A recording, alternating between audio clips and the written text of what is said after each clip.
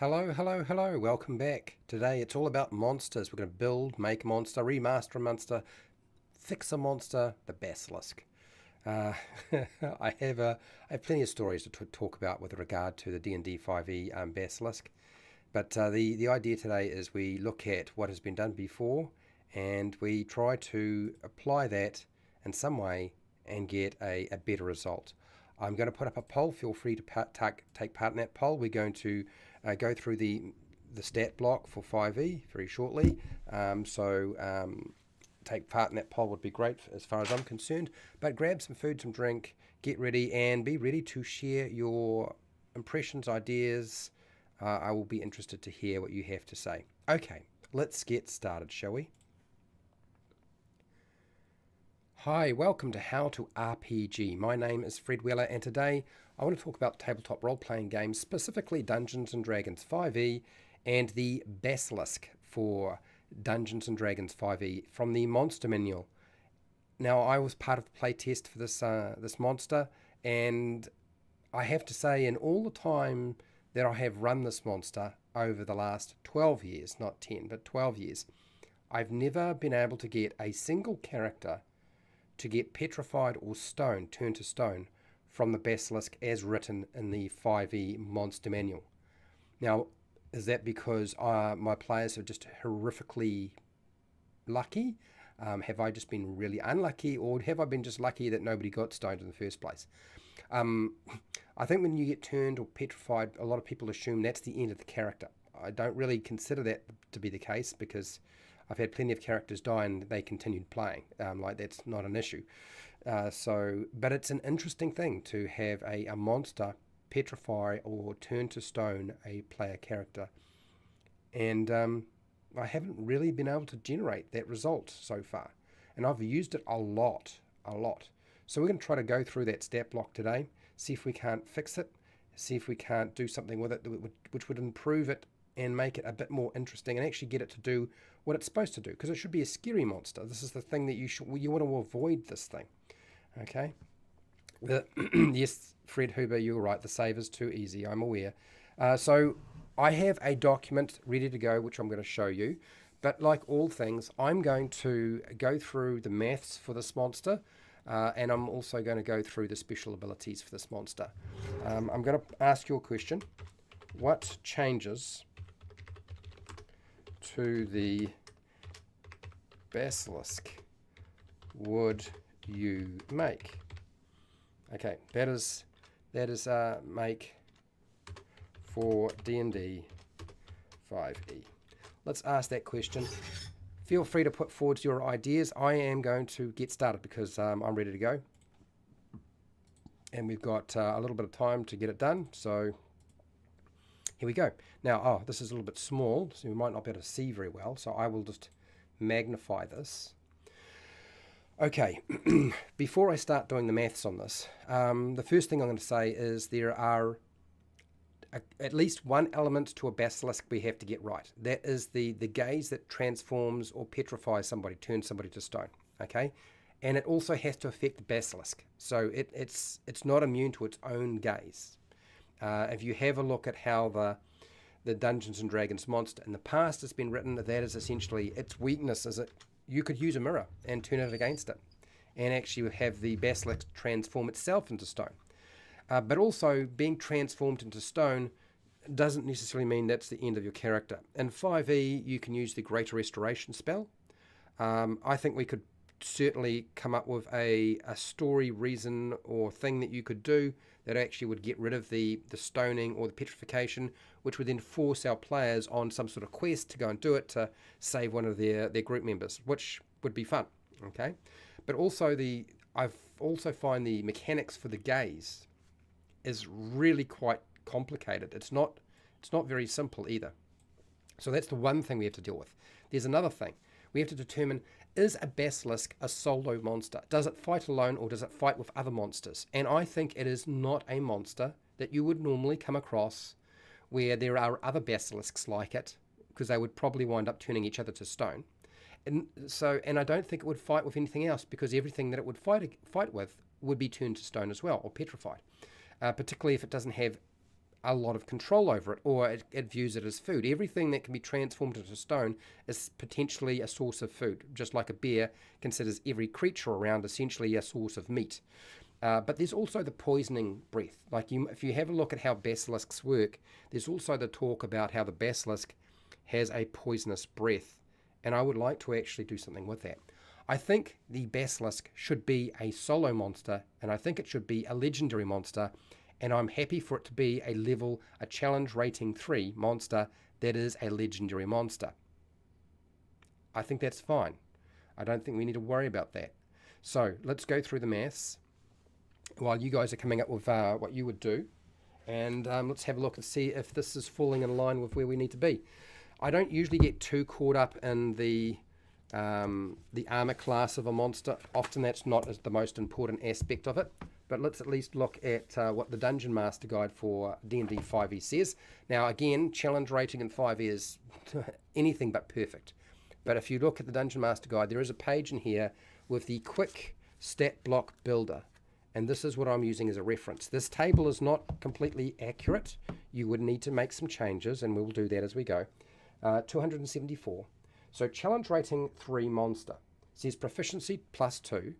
And we have a proficiency of +2. I'm not changing the challenge rating. I'm just making the monster work the way it should. Okay, next. It says it should have an armor class of 13. Now, this monster has an armor class of 15. Natural armor. And normally, I don't like to move the bar for a monster more than 1 point. So 15 is quite high. I don't think we need to worry about the armor class on the monster. It's more about its hit points for challenge rating 3. So I'm happy for it to be a 3, a 13, but I would be happy if it's more of a 14. I'm going to push this down. I don't often do things to monsters that make them weaker, but this is one of those times where I don't think the armor class needs to be that good. So we're going to go down to 14 rather than 15. I consider that just to be just a teeny 20 bit high. I want to have a reasonable chance to hit the thing. Remember, most of the time when your players are trying to attack a basilisk, even if at level 1, 2, or 3 they have a +5 or a +6, which means they have a better than 50% chance to hit the armor class 14 with a bonus like that, they have disadvantage. They're not rolling 1 dice, but rolling 2, which essentially means that whatever bonus they had is now gone. Okay, they're essentially adding a 0 modifier to your dice roll. So it's a 50-50 chance that you're going to get a 10. So you're probably going to hit the creature about, I don't know, maybe 25% of the time. That's quite a problem. And I've always found the basilisk usually imparts disadvantage on attack rolls because you have to avert your eyes. If you avert your eyes during your turn, so you don't have to worry about the saving throw, you have disadvantage, and there's really no easy way to get rid of that other than using something like Bless to help compensate or some other thing. There are lots of ways of getting advantage to get rid of disadvantage, though, like if you're barbarian or whatever. So we're going to go with this because remember, you're going to probably have disadvantage as a player character facing a basilisk. So armor class 14 is more like an armor class 19. Okay, next. Hit points. The hit points are 52 average. I think this formula is probably a bit low. The top you can get is 80. So how many hit points should this monster really have? It says here in the table 131 to 145. I would say that's probably about right for level 3. It's going to probably live about 2.5 rounds. But if you've got disadvantage, it potentially could last a lot longer than that with that many hit points. It's probably one of the reasons why they haven't given the creature too many hit points. But 52 hit points at level 3 is a very high probability that it will never even get to do anything. It'll be probably at the bottom of the initiative because it's got a -1 to its dex, which is fine. I don't have a problem with that. But it means it's going last. It means all the players go first with disadvantage. And even with disadvantage, probably have Bless up. Most characters should have Bless up. If you've got a cleric there, you cast Bless. And then on top of that, if you're a barbarian, then you rage, you have advantage, you get rid of, basically it's a flat roll for you. So yeah, there's a good chance it's dead in 1 round. And I've seen this happen. So this isn't going to be enough. We definitely need to boost this up. And if you've got power gamers in your at your table, it's going to be even worse. So let's go here. My general experience has been that the Basilisk lasts about 1 round and doesn't take a turn. It's kind of pathetic. Anyway, so we want to boost this up. We almost need to double this in many respects, I would say, because 80, 160 is probably close to where we want to be. So if we go 16 of these instead of 8, so that's 16. And then the modifier is 2. Multiply that by 16 instead of 8. 16 equals 32. So we'll change that to 32. And if I do my calculations correct and I've figured it out, I might have to trim it back, but we'll see. So 16 multiplied by 8 gives me 128 plus 32 gives me 60. Well, that's more in the range that we needed to have. We needed to have between, where is it? Oh, I've read off the wrong number, haven't I? Challenge rating 3 should be 101 to 115, not 131 to 145. I looked at the wrong place. Just make sure I put that little bar underneath there so I can see it. So this is too much, so we'll power it down a little bit.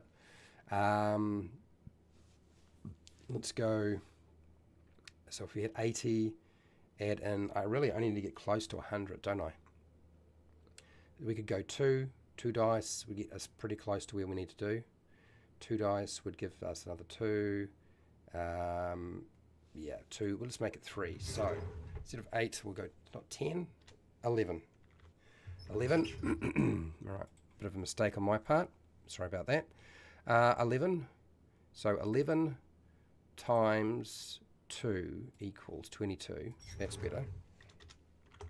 Okay, so our maximum hit points, then we're going to add in, let's clear this, so 11 times 8, which will be 88, plus the 22, gives me 110. That's much more in the ballpark of where I wanted to be. So good, awesome. That should get me about 2 rounds, 2.5 rounds, and then the thing is probably gone. And then its average will be 8, half of 8 is 4.5. 0.5, multiply that by 11. That's that one, and then we add the 22. Is 71. Okay, that's the average. So between 71 and 110 hit points is probably where we need to be sitting for our monster to live long enough to be able to do anything. Okay, all right. I'm not going to change the strengths, dexterity, con, intelligence, wisdom, or charisma. I'm fine with that. Saving throws, it's got no saving throws currently. The stat block does not include any saving throws whatsoever. Do there need to be any included? We can have a look at that, but I want to come back to that. Does it have to have any skills? Like, should it have any skills? Is there anything it should be good at doing? So, I mean, is it going to be perception? Is it stealth? Is this a stealth creature? Does it even need to be stealthy? Okay, but it's got no skills as such. It's got no damage immunities, and I don't think there's anything to suggest in the lore of the Basilisk that there should be damage immunities. There's no condition immunities. Now, one condition it should certainly not be immune to is petrification. Okay, that's definitely not the right thing to do. And then true sight, dark vision, 60 feet. So should it have dark vision or should it have true sight? That's why I put true sight in yellow. Okay, I'm going to come back to these after, but I think generally damage immunity unnecessary. Condition immunities, I don't think I can think of too many that we need to worry about, but maybe I'll change my opinion. Its passive perception is a 9. I don't think I need to change that really, and we'll keep going down. We could if we wanted to and make it a little bit better. Otherwise, it's not going to notice very much. You're going to be able to sneak up on this thing very, very easily. Okay, next. Legendary resistance once per round. Now, I know the convention in 5e was to give you 3 uses, but characters count those things. And when they count them, it just makes it easy for them to game the system. I really only want the Game Master and the Basilisk to be able to use once per round to get rid of something that has a saving throw. There's no tracking then. You don't have to worry about how many ticking off, whether you've used 1, 2, or 3. I know doesn't sound like a lot, but if you're dealing with a legendary monster, it actually is quite a lot of stuff to deal with. The other thing here is you'll notice the saving throw is a DC 12. And at level 3, what is the DC for your player characters? Well, it's 8 plus their proficiency bonus, which is 2. Monster's got 2, so that's 10. And then they add their primary ability score is probably what we're looking at. We'll aim for that one. And that would be like a +3. Now, they've done 2 because of the con modifier. But we adjust the con modifier just a smidgen, and that all changes. And we can actually push that up a little bit more. And I'm tempted to do that just to alleviate part of the problem, where I think a DC 12 Constitution saving throw is probably not high enough. It's like giving a monster that's challenge rating 1 or 2 a DC of a 10 or 11. 12 is just not high enough. You think in terms of what you're likely to have. Most characters, when they make a Constitution saving throw, their bonus is probably at least a 1. Quite often, even for a spellcaster, but certainly marshals, they'll have a +2. That means they're rolling. That doesn't mean that that doesn't even take into consideration if they're proficient. So they'll have at least a +2. So they've got a 50-50 chance of succeeding on this.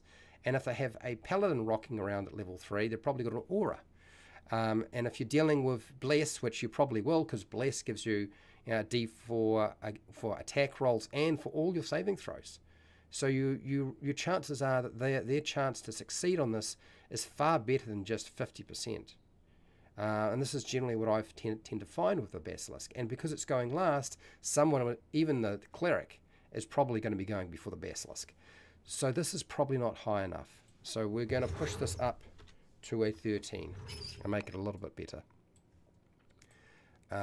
Now I know I'm taking into consideration a whole lot of different things. And I think we will have to move this, which means we'll have to move the calculation for hit points as well. Okay, so now that I've done that, back to my maths. Let's clear this. And so 11 times 3 equals 33. So we've got another 10 hit points on here that we didn't have before. That's the maximum hit points. So 33. And so that means ultimately 11. 11 might be a bit too, well, we might have to trim that down because it's going to be a bit too much, I think. Yeah. Yep, so we'll have to adjust that again.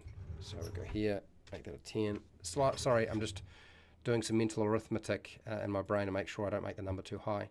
Okay, so 10 times 3 is 30. Okay, yep. 38. Yeah, that should be about right in terms of our maximum. It'll be 80 and 30 plus 10 times 8 is 80. Yep. So there we go. So we've moved it around. Maybe this formula here for the average will have changed. So 4.5. Multiply that by 10 equals that, and then we add the 30 plus the 30 plus the 30. 75. Okay, so it's just a smidgen on the average has gone up. Okay, there we go. That's probably more in line with where we need to be. Okay, so that fixes our saving throw because it's not going to be good enough otherwise. Okay, down to bite. I'm going to come back to the petrification, so I'm going to just highlight this for now because this is really complicated. If there's a way of building it so it's a little bit easier, I will. I'm going to look at the chat and your suggestions in a second, people, so be prepared. I just want to get through the boring adjustments to mathematics first, if I can. Okay, your bite. Challenge rating 5 says that you should have a +4 bonus to attack. And I don't think that's high enough. +4 on the table itself. The monster's got a +5. Your player characters will have at least a +5. More likely with the 2024 rules, you'll have a +6, maybe even a +7 if you're using archery. So this number here, for me, is fine. And we don't need to change it because we've got strength is reasonably high. So let's just leave that alone. And then we go here. Now, I know you can see in highlighted as a claw, but there's no claw attack on this monster. Now its damage output. How much damage, how many hit points of damage does it do if it bites you? 10. That's it. That's about half of what you need to do. But we need to do all the damage with a bite, or can we include a claw? Okay, and then give it multi-attack. And that probably is where my head would go with this creature, is like, let's just give it multi-attack, give it more than one attack, solve a lot of the problems that you might have had before by just spreading it out across your bite and your claw attack. Okay, so we're going to take this concept here, and the damage output on that is close enough to where we need to be. 21 to 26. This will give us about 20. I mean, it's so close, I don't think it's worth worrying too much about. So we're just going to go here, bold, underline. And doing hit point damage is not what you want to do with a basilisk. You're trying to transform somebody into stone. But it also does poison damage. Okay, so the bite does poison damage.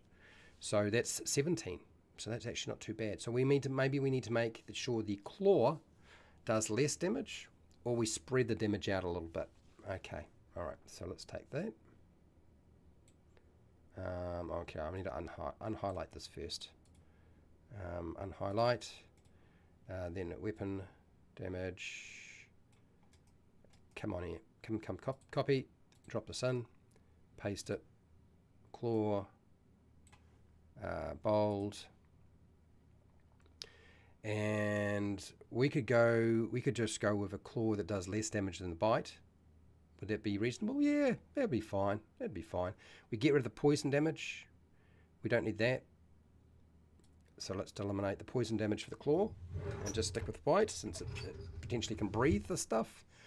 And then the damage output is 10 and 17. That'll be 27. That's probably too high. So we're going to push this down to a 1d6 plus the 3, which is fine.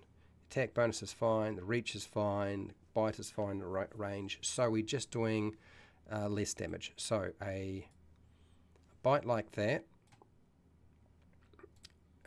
should be doing. Oh, let's just see if I can move this up a bit higher so you can see what I'm doing. There we go. Okay, so 6, half of 6, average 3.5, and then we plus the 3, which is going to come to 6. So that's nice and easy. 6. Okay, so if both attacks hit and we're using multi-attack, we'd get 10 from our piercing damage from the teeth, and then 7 from the poison damage. Okay, that's 17. And then you add the 6, that's 23. And that's actually in the sweet spot for damage per round. So now all we need is a monster that does multi-attack of some kind. Okay, and that will clear up our damage output for this creature. All right, so let's go here, and I might just drag it straight off D&D Beyond, so it's just quicker. I'm just trying to think of a creature that has multi-attack now. There's plenty of them, I know. Multi-attack. What's a good example? Multi-attack is... Sheesh. My mind is a blank. Well, I need a what do you call it? A breath weapon as well, don't I? So green dragon. So let's pull up the green dragon. Adult green dragon doesn't really. Young green dragon, half blah blah blah blah blah blah blah. Here we go. This will do. Okay, and we have multi-attack. So we'll take our multi-attack from our dragon here, and we'll drop it into our basilisk, and it's in, and just bold that section, and then make this basilisk. Makes 3 attacks. No, we want 2 attacks. 2 attacks. One with its bite and one with its claws.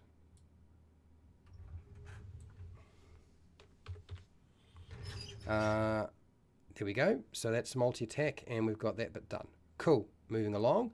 I've put down legendary actions. Now I structure legendary actions very differently to what you're used to. Normally, legendary actions, you get 3. That's it. You use them as kind of like a reaction at the end of somebody else's turn, a player character's turn. To adjust for your character, your play group, for whatever party size you have, whether you have 3 players, 5 players, 4 players, 10 players, 9 players, I've always found that a Basilisk getting to take a legendary action at each of the players' turn is the best way to go. It means that the monster doesn't sit there doing nothing for a very long time before it finally gets a chance to do something. This is the only way I've found to solve a lot of problems. Okay, so that's why I'm structuring it this way. And that's why I would recommend doing that yourself with pretty much every legendary monster you have. So standard actions, I want the Basilisk to be able to take the dash, dodge, grapple, help, search, shove, and use an object. Is use an object even? No, probably not the use an object. That doesn't make much sense. Use an object we get rid of. Will help. Does it actually help? It doesn't have allies, so help won't make much sense. Grappling you? Well, potentially. Dodging, yes. Dashing, yes. Searching, yes. Searching is kind of like a rubbish action in combat, if you ask me. Shove is fine, though. We can keep the search, but it's garbage, and I'd never use search. I wouldn't even bother. And the Basilisk makes a bite or claw attack. So pick one. Basic action it can do, and then we've got our poison breath. Okay, so we've done a lot of the nuts and bolts to our creature and our monster, and we're looking good. But there's a couple of things we need to deal with, right? The poison breath from our dragon. So we'll poison breath recharge. Do I want it to be a main feature, or do I want it to be something that you do once per round? I don't really want to have a recharge on it because that sort of suggests that you can use it during your main turn. It might be a smart feature to have there. Anyway, let's take this and copy some of this down into our stat block over here. Still haven't decided if I want it to live in this section or I want it to live in the main actions. Is it only a legendary action, or can you... and so recharge, no. But once per round I'm happy with.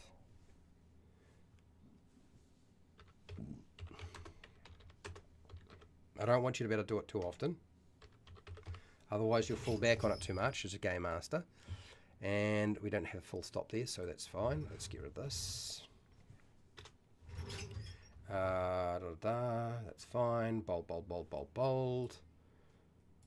Yes, we want that all bolded. That's our Basilisk, so we go here. Bold that. The Basilisk.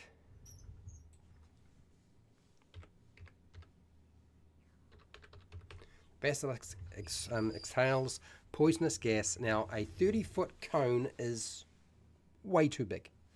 Like our young green dragon is a challenge rating 8 monster. So I don't want it to be able to breathe that far.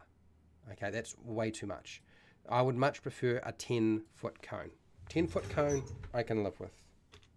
So we're going to make a 10-foot cone, okay? Each creature in the area must make a... Now, so that means you're probably going to get 2 targets with the breath weapon. And the area must make a DC. Now, 14's too high, but a 13 would be fine. Constitution saving throw takes... Now, this is way too much damage for this monster. We really want to be... If we're hitting 2 targets, we want to split that 21 to 26 hit points. We want to split it between them, okay? They can still do half damage. That's fine. I have no problems with any of that. But I want to split this down, and probably the easiest way is going to be, is it a D6 or a D8 that I want to use? A D10 would be 5, 2D5, 2D6. 2D6 is going to come to about 7. 3D6 is closer to where we need it to be. Okay, so let's go here, 3D6. So 3D6. And the average damage from that would be, and let's clear this, 3.5 multiplied by 3 is 10. So 10 and 10 is close enough to where we needed to be. Happy enough with that. That's fine. Okay. Takes 10 average, or 3d6 poison damage on a failed save and half as much damage on a successful save. In addition, the creature is also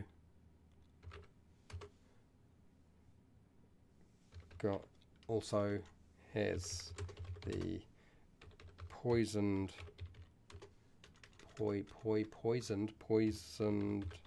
condition.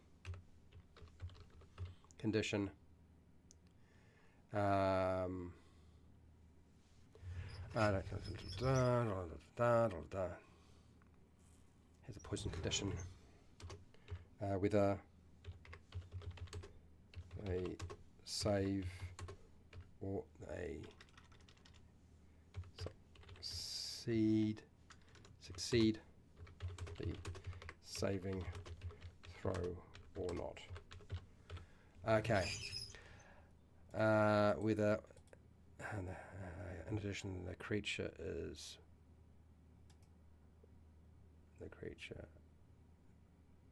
also has the poison condition with a... Okay, now the reason why I'm doing this, if you take poison damage, I do not understand why we do not have the poison condition. If you take the damage, you should be taking the poison condition. Now, there can be, hit points aren't injuries as such. They are an abstraction. I'm going to get rid of the hat. So we don't necessarily be locked into these sorts of things, but I have never been fond of you take poison damage, but you do not have the poison condition. So let's make sure that's there. So we'll go copy in that, and we need to make sure we apply that to our bite attack as well. So damage and poison damage, and has the poisoned condition. Okay.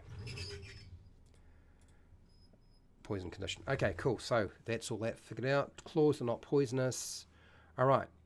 Not bad. Okay, that's not too bad. We still got a little bit of work to do with saving throw skills, damage immunities, which I don't think we should have.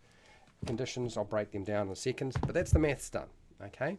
So now let's go and have a look at the chat and see what people have said. Like, what would you do if you had to rebuild it, or you had the chance to rebuild it? What would you do to make it better?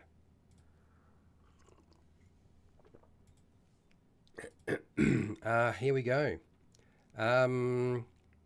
Save is too easy. Well, I made the save harder. Hello, James. Haven't utilised a Basilisk in ages. Hopefully will after this. Well, I'm certainly hoping so. So we've been doing this with a lot of monsters for Dungeons & Dragons 5e. Like, my name is in this book, okay? I was a playtester, beta and alpha.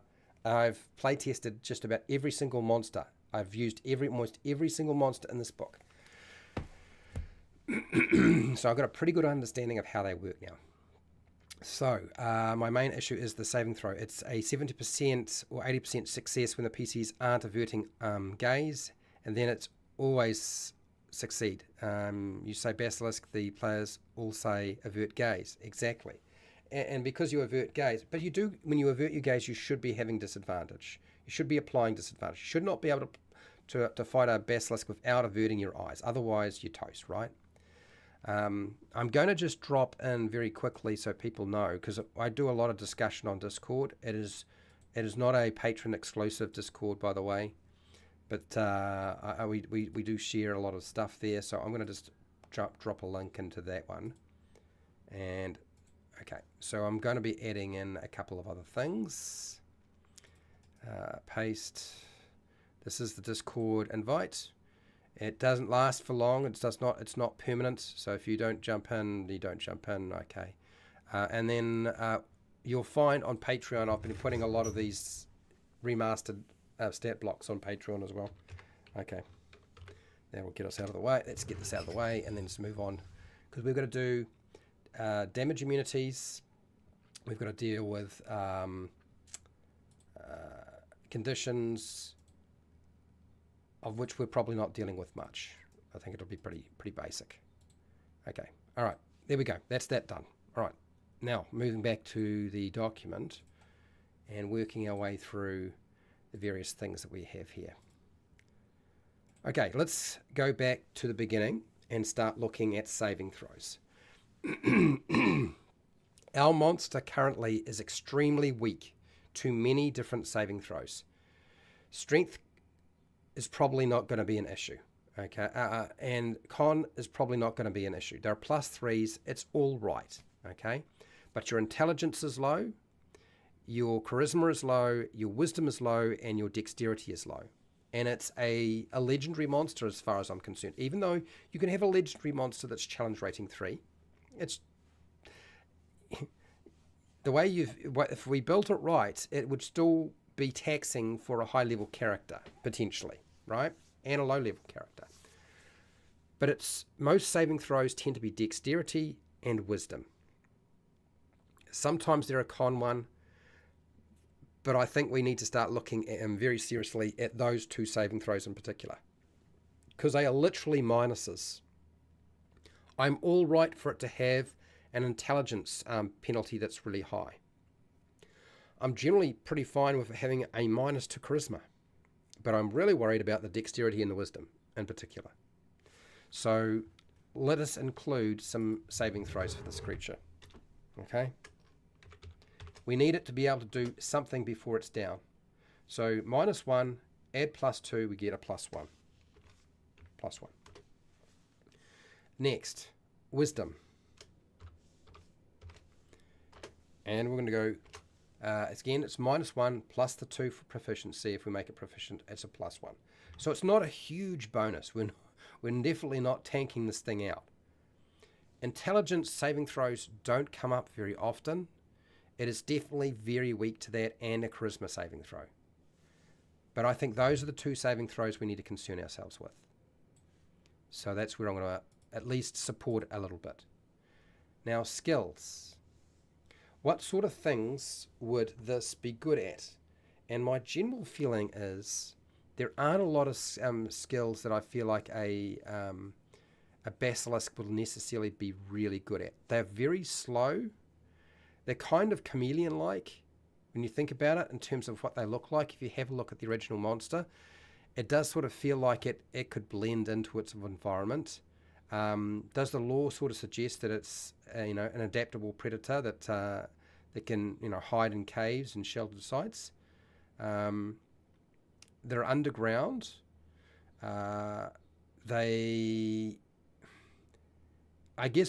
I think there's definitely an argument to be made that they could be a stealth monster or not be a stealth monster. I think you could go either way.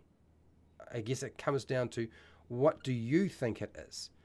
But for me, for it to be able to catch any food, since it's going to stone everything, things are probably going to be very, very reluctant to get near a creature like this. I think we should at least give it some perception. So we're going to go perception. Perception, and instead of being just at -1, okay, which is what we essentially got now, add our proficiency bonus will give us a +1. I won't give it expertise. I don't think we need to give things expertise, really.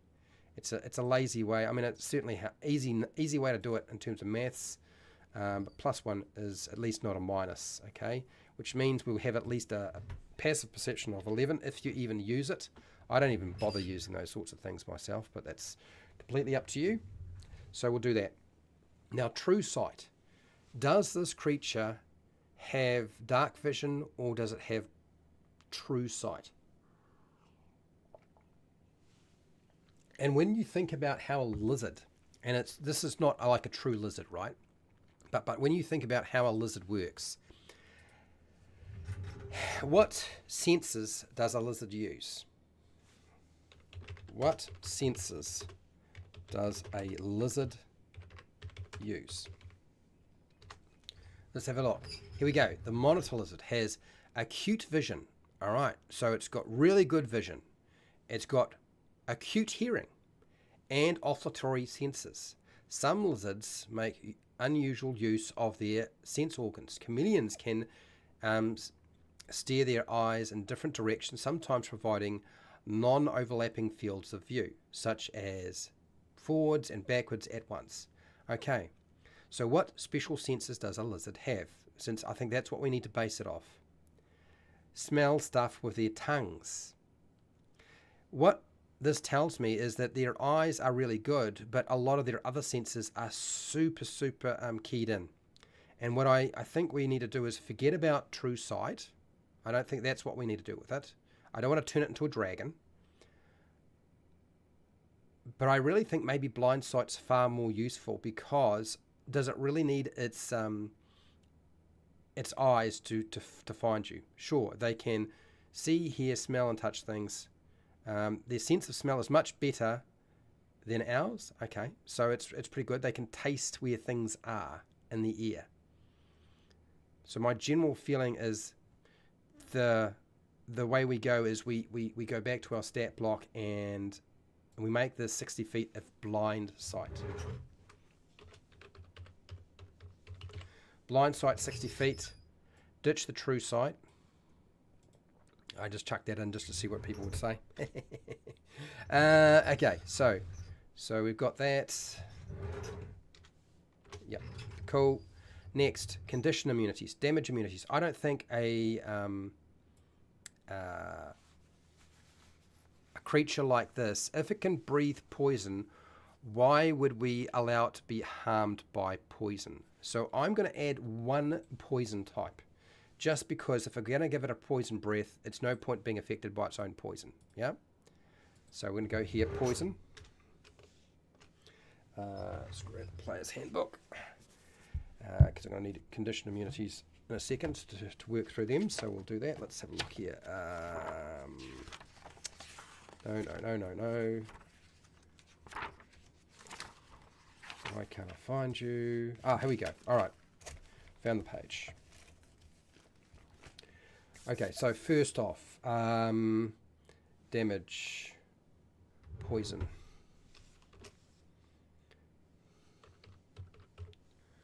Okay, so we're going to include damage immunity to poison because it's got its poison breath. We don't want it being harmed by its own poisonous breath. That would be silly.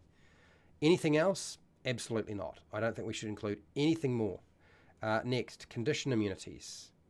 Let's go through the condition immunities. For those of you who are wondering why I'm doing this, I do this with all the monsters because sometimes I don't think the designers think clearly about what they're doing. Unconscious. We definitely never should include unconscious as a condition immunity. Stunned. I don't like the idea of legendary monsters being able to be stunned by a monk. But it is a challenge rating 3 monster. This may be one of those times where I might say, no, we won't include stunned. Yeah, I'll have to think a bit more about that. Do we want it to be able to be blinded?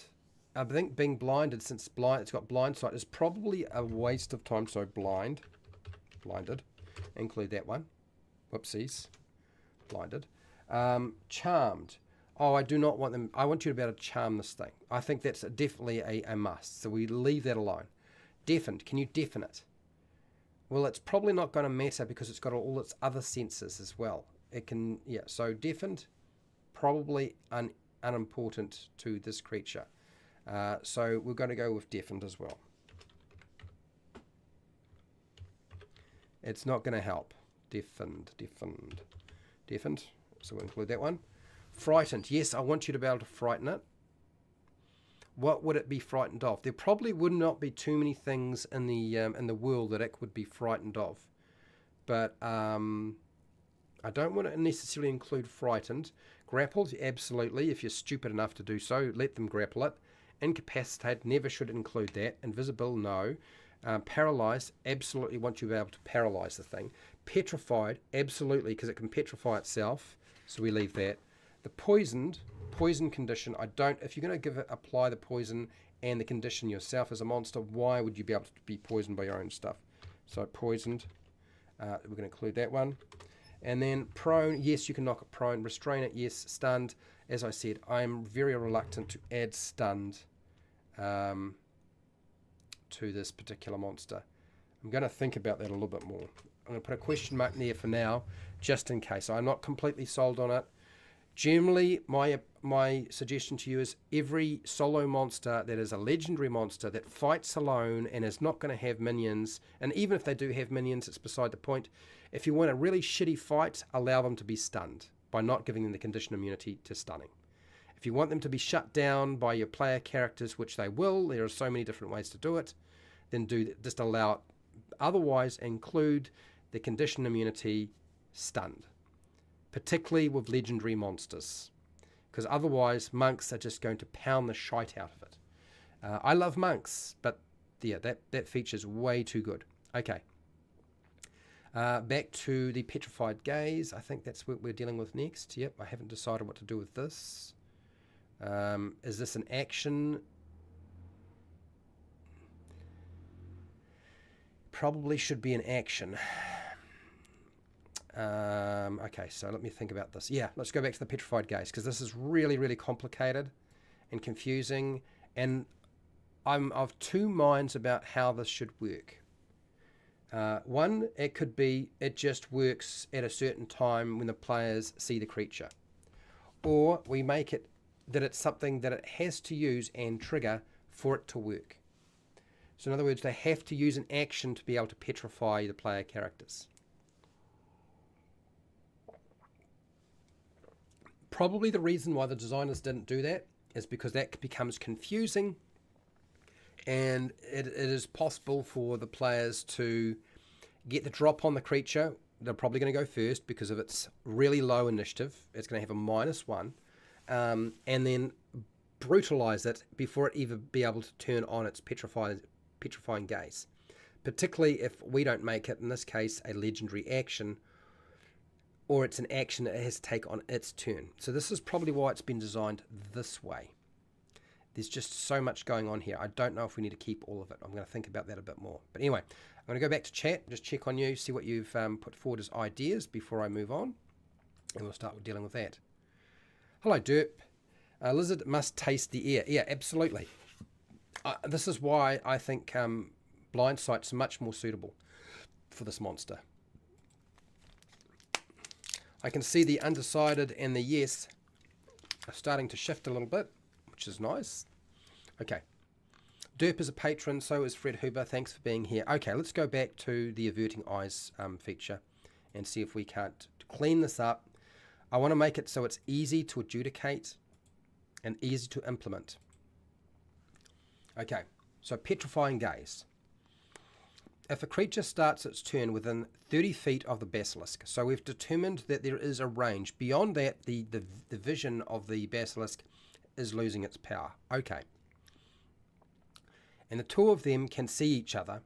The basilisk can force the creature to make a DC 13 Constitution saving throw if the basilisk isn't incapacitated. That's fine. Okay. So it really comes down to, if you can stay outside of its the distance of its vision, you're all right. You don't have to worry about it. You get too close, bad things happen. That means all the marshals that have to get up into melee in a bad shape, right? On a failed save, the creature magically begins to turn to stone and is restrained. It must repeat the saving throw at each of its at the end of its next turn. On a success, the effect ends. On a failure, the creature is petrified until freed by the Greater Restoration spell or other magic. A creature that isn't surprised can avert its eyes to avoid the saving throw at the start of its turn. Okay, if it does so, it can't see the basilisk until the start of its next turn, when it can avert its eyes again. So, in other words, you can't see it. If it looks at the basilisk in the meantime, it must immediately make the save. If the basilisk sees its reflection within 30 feet of it in bright light, it mistakes itself for a rival and targets itself with its gaze. So, in other words, it does not fight with other basilisks. This is kind of built in. It wouldn't make any sense. Okay. Is there anything here that needs to be changed? I have looked at a couple of versions of the basilisk. So I was looking through, not just, I mean, obviously I've seen the D&D 5e one, but I was also looking through Dungeons & Dragons Monster Manual 4e. Like, I looked at the basilisk in here and how it works. And this is where the sort of the poison concept came into into being for me. And then I looked at AD&D, or Advanced Dungeons and Dragons, and again, all the things that are pretty much already here with, you know, the Monstrous Manual, AD&D, second edition, was definitely interesting. Again, it sort of referred back to higher level basilisks having a poison breath. And then lower level ones apparently didn't. And then AD&D first edition kind of said something very similar as well. So, but how the gaze works, the gaze works in the older versions. It's very narrative. It's there's enough to get the job done. And this is just try to tie it down and be really specific. One of the I don't know about the rest of you, but one of the things I've always found is a creature that isn't surprised can avert its eyes to avoid the saving throw at the start of its turn. Okay, so if you are surprised, you can't avert your eyes. If it does so, it can't see the basilisk until the start of its next turn. And this is one of those things. If you choose to avert your eyes, there's usually a discussion about, okay, so can I attack the basilisk? If I am averting my eyes and I can't see the basilisk, can I target it? And this is a bit of a problem. How do you target it? Quite often the idea being that you know where its position is and you have disadvantage, right? Or do you rule, or does it rule work that if you avert your eyes, you can't actually target the basilisk? And I think maybe we need to put something into there, because I've always had this argument with players, which I shouldn't have, because players, you should just butt out.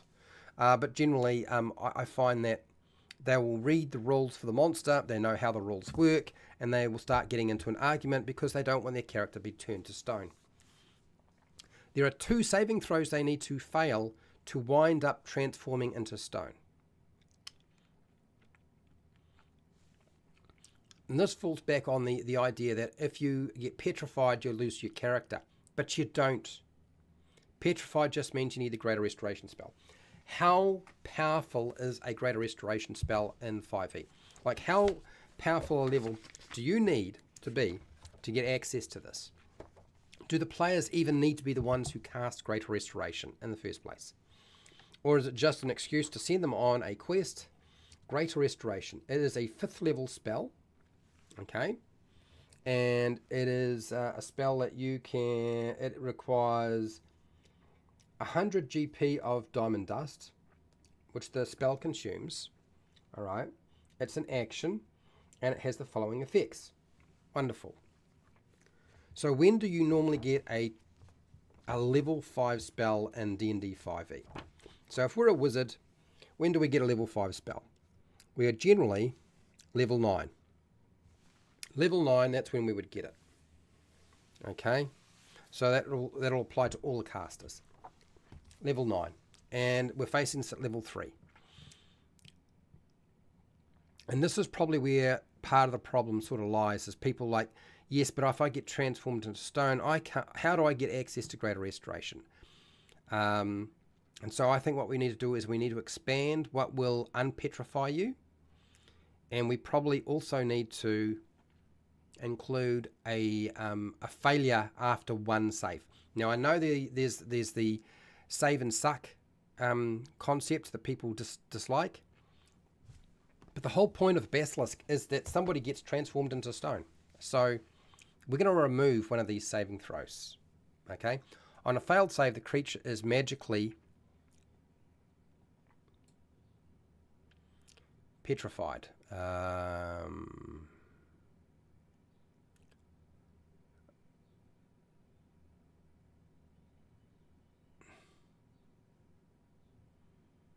Okay, so I don't want to have that progression because it's too easy. It's too easy to even if you fail the first one, you probably succeed on the second one. Yeah. So the creature magically is the creature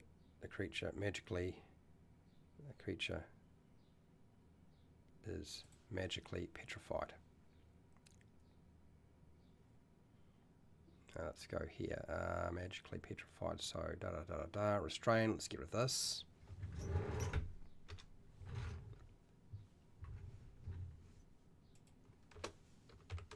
Magically petrified. So we need to take this on a failure. Okay, so petrified, and then take that sentence, and then petrified until they start. Yes, yes, yes, yes, yes. Let's do this. Darn it! Do that again. Don't move. Don't move. Cut. Okay, so cut that bit.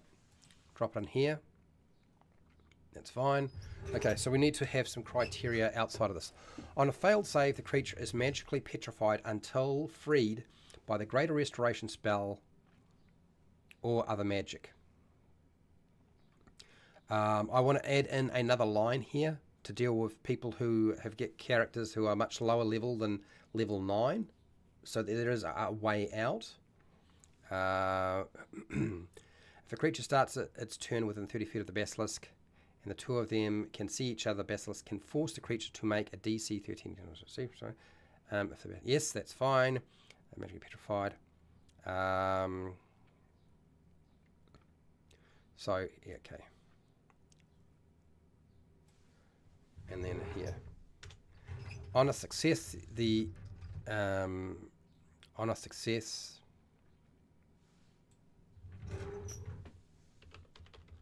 is no effect.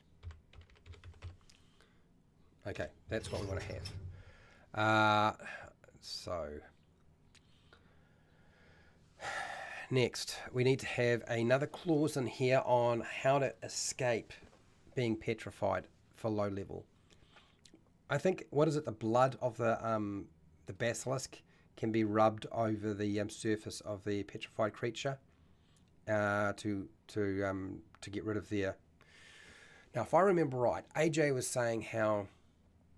Oh, is it the blood or saliva? I think it's the saliva. The idea being that the basilisk sees the target, petrifies it, transforms it to stone, so it's no longer a problem for the creature, for the basilisk. It's no longer a threat. Can then go over there, and then bites into the stone, and its saliva transforms part of the stone into flesh so it can consume it. I think it's the saliva, if I remember right. AJ will correct me if I'm wrong, I'm sure. The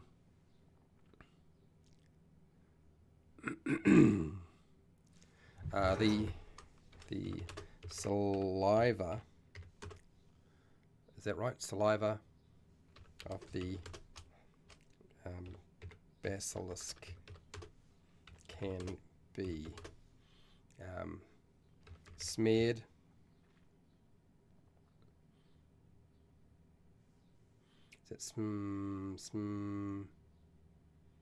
smeared can be smeared, it's not right, smeared over the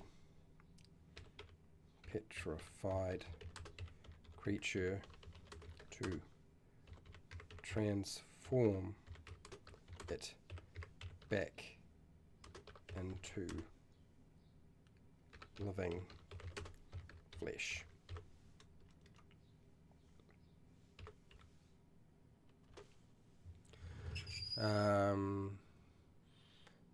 Why am I getting this? Smear. It's not a smeared. Oh, I'm having trouble. It's not smeared. Smeared. Here we go. Smeared. Oh, E-A-R. Smeared over the petrified creature to transform it back into living flesh. Okay, cool. So we have established an escape out, provided they kill it. They can go and use the saliva of the basilisk to free their petrified friends at low level. Level 9, they're just going to probably just use Greater Restoration, and they don't have to worry about that. So there's an out. We still get to turn somebody to stone. Sweet. Next, a creature and also falls in line with the law. I'm pretty sure I'm right about this, and AJ, I'm going to have to ask AJ on the weekend. A creature that isn't surprised can avert its eyes to avoid the saving throw at the start of its turn. So it's the start of your turn.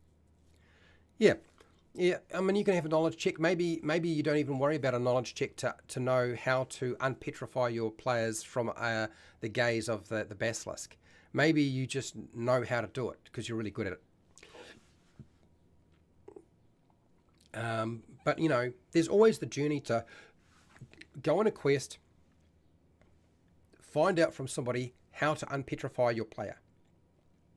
Character, that is. Not your player, because that would be illegal. No, your player character. How to unpetrify that player character that got turned to stone. There's a quest in itself. And once you know, then you just need the saliva of a basilisk. So, yeah, voila. Easy solution and interesting. Gives something good for the players to deal with. Okay. And some consequences for dealing with a creature that should be scary. And gives something to the dungeon master with at least a partial, yes, you got turned to stone, but there was a way out, and you just got to go and pursue the method to unstone your friend. Yeah. Okay. Now I need to think really clearly about the saving throw, don't I? So back to my stat block. I think I have just checked on this. Hashtag anything else I need to do. There we go. Let's put that there. And I think we're ready. Yep, back here to petrified. Petrified gaze. So a creature that isn't surprised can avert its eyes to avoid the saving throw at the start of its turn. Okay. If it does so, it can't see the basilisk and has disadvantage on saving throws.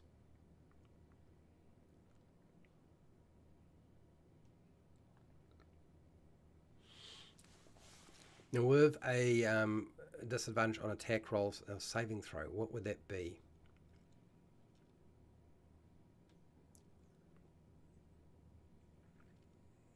Well, it won't be advantage. But I guess the basilisk will have advantage. Would that be an easy way to solve that with the saving throw?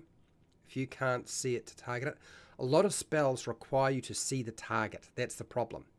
Something like a melee attack, particularly, would be probably easy if you're attacking the basilisk and you're right up in its face and you're averting your eyes, knowing its position. Shooting it with a bow would be like, we're going to have to game it a little bit to make that work.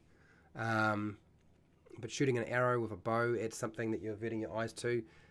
Casting a spell that is, you know, firebolt or something, it's kind of the same thing as using a bow and arrow, but casting a spell that is a saving throw.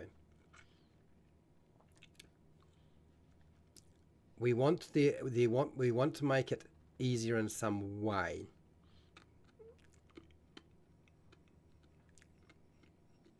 It's if you're trying to cast a spell, because otherwise the default thing to do would be, oh, this means that any kind of saving throw attack is much more useful to you against the basilisk because you're not, even though you're not looking at it. So we need to apply something. It can't see the basilisk and has disadvantage on saving throws and the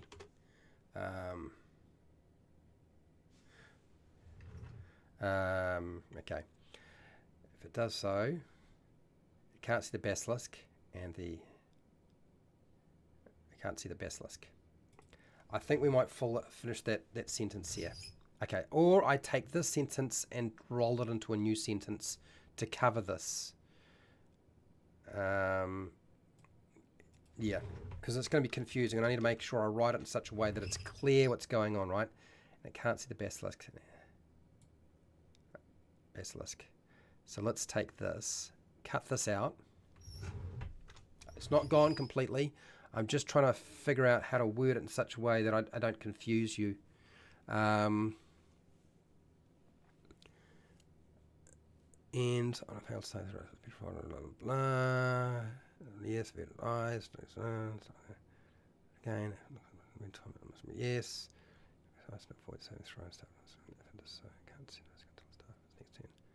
I can't see the basilisk until it starts.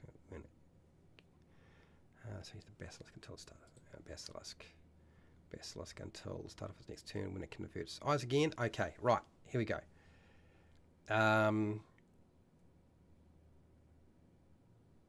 Okay, so I need to put a sentence here. I put in a new sentence. Oh, bugger. Let's try it again. To deal with players who are going to get confused, or dungeon masters who would have to make rulings that will just confuse everything and make life difficult. So let's solve that problem.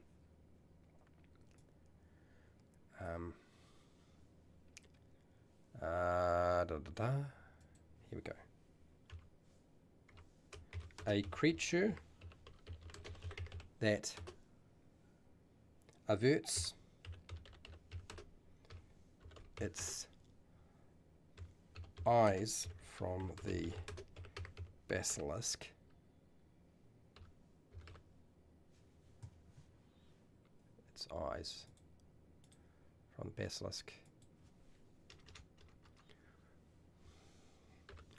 has disadvantage on attack rolls,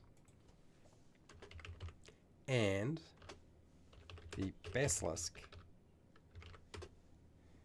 has advantage on saving throws. Saving throws from spells or attacks. Some attacks require a saving throw, don't they? Okay, so is that clear? A creature that averts its eyes from the basilisk has a disadvantage on attack rolls, and the basilisk has advantage on saving throws from spells or attacks.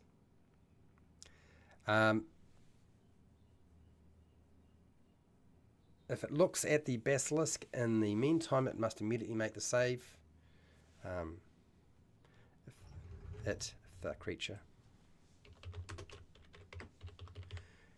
looks at the basilisk in the meantime, it must immediately make the save. That's better. If the basilisk sees its reflection within 30 feet of it in bright light, it mistakes itself for a rival and targets itself with its gaze. Okay, that's all cool, and I just need to make sure. If a creature starts its turn, that's fine. And two of them see each other. Yes. Yep. On a failed save, the creature is magically petrified until freed by the Greater Restoration spell or other magic. On a success, there is no effect. The saliva of a basilisk can be smeared over the petrified creature to transform it back into living flesh. A creature that isn't surprised can avert its eyes to avoid the saving throw at the start of its turn. If it does so, it can't see the basilisk until the start of its next turn, when it can avert its eyes again. A creature that averts its eyes from the basilisk has disadvantage on attack rolls, and the basilisk. Okay, I think that's kind of cleared it up. That should stop a whole lot of arguments and back and forth, like how do we deal with this? Yeah, and it's a low level challenge rating creature. I'm still, I don't know. How do people feel about stunned? I'm inclined to add stun to all legendary monsters so they don't just wind up being a cakewalk.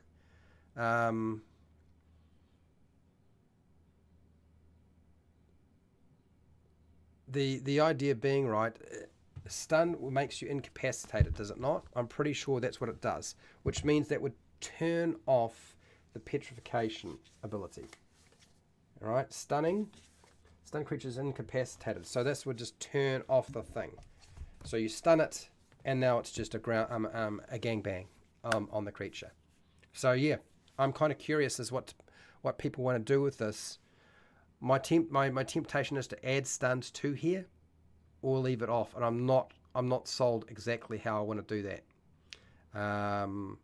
And I probably should do is I should just ask some patrons, and then I should just play test it and see how it works. That's probably the best thing to do. Yeah. Still not completely sure how I want to have that structured. But we got pretty close to where I think it needed to be, which is, it's not a wasted time.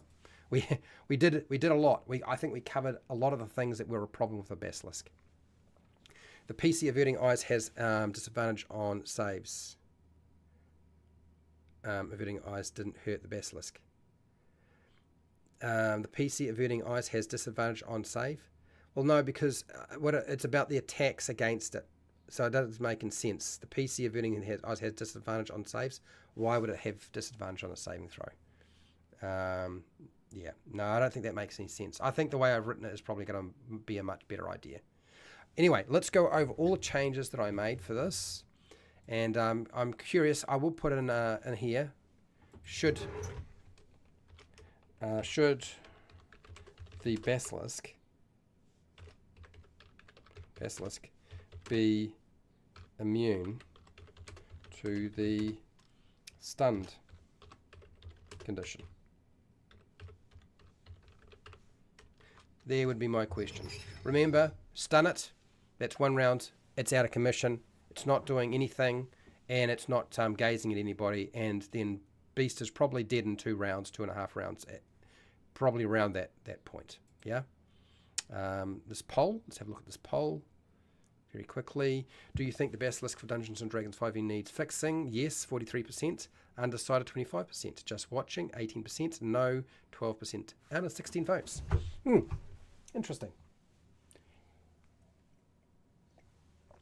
Okay, let's go back to the stat block. Let's go over it very quickly so you can see it. And yeah, and I'll just run through all the changes that I made for this thing. I might just grab that as well because I need to get a haircut, don't I? I know I do. Let's just hide the head.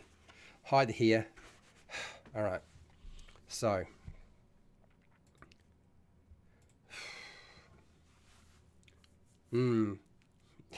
It's really preying on my mind. I don't know why. Usually I have no problems. Like, let's just deal with stuns. But anyway.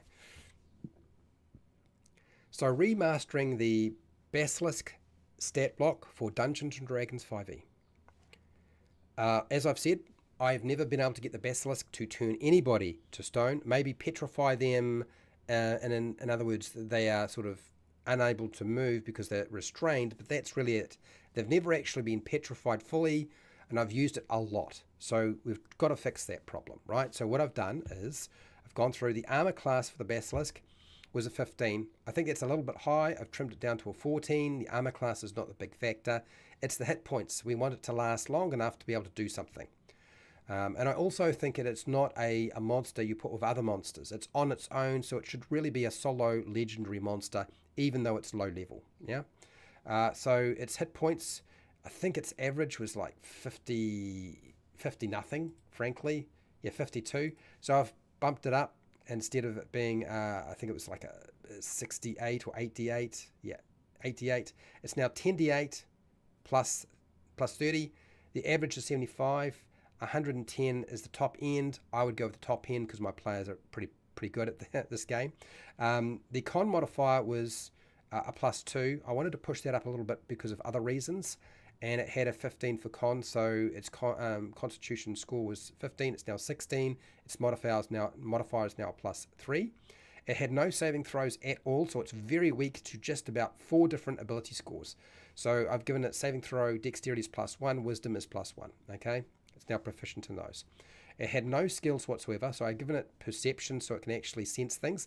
Lizards have got really good senses, not just eyes, smell, hearing, the whole lot. So it's got to be better at it than just a -1. So it's got a +1 now. Damage immunities to poison, because if you look at the lore of the Basilisk, apparently they can breathe poison. And the Basilisk in 5e also has venom or poison in its fangs when it bites. So let's get rid of the effect of poisoning this thing. It's immune to that. Okay, it's just 1 damage type. It's not a big deal. Doesn't change the challenge rating. As far as I'm concerned, too situational, and you're going to create problems for yourself. Don't change challenge ratings just because you've got a damage immunity, and one of them is not a big deal. Condition immunities had none, so I've added blinded, deafened, and poisoned, and I would like to add stunned, but I'm still deciding about that. It had dark vision to 60 feet. I've made that blind sight much more suitable for a lizard, and essentially this is a type of lizard. its passive perception was a 9. It's now an 11 because we've boosted it up a little bit. I didn't change languages because it doesn't have any. Its challenge rating's the same, proficiency the same. I've given it legendary resistance once per round. So yeah, you don't have to track that. That's all good. There are a lot of changes to Petrifying Gaze, just to avoid a lot of the confusion that players and dungeon masters have and arguments, which I've seen at my table before, and to make sure the sodding thing actually works and does something. 2 saving throws to petrify somebody is too many. So here we go. If a creature starts its turn within 30 feet of the Basilisk, and the 2 of them can see each other, the Basilisk can force the creature to make a DC 13 Constitution saving throw if the Basilisk isn't incapacitated.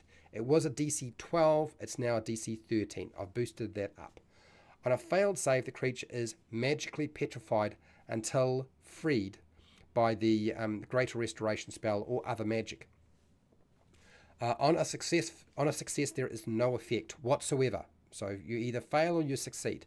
Now, the saliva of the Basilisk can be smeared over the petrified creature to transform it back into living flesh. So even at low level, if you don't have Greater Restoration, there is a way out. A creature that isn't surprised can avert its eyes to avoid the saving throw at the start of its turn.